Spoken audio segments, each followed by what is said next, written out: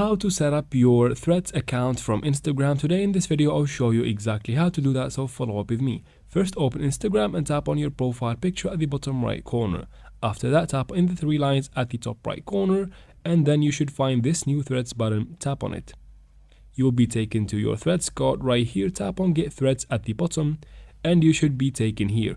If you couldn't get here for some reason, you can always go to your Play Store or App Store and install Threads directly from there. Once you do that, open it and you should find this screen. Tap on your Instagram account at the bottom, wait for a couple of seconds, and the screen, it will demand some information from you. You can fill them in manually, or you can tap on Import from Instagram to fill them up automatically from your Instagram account.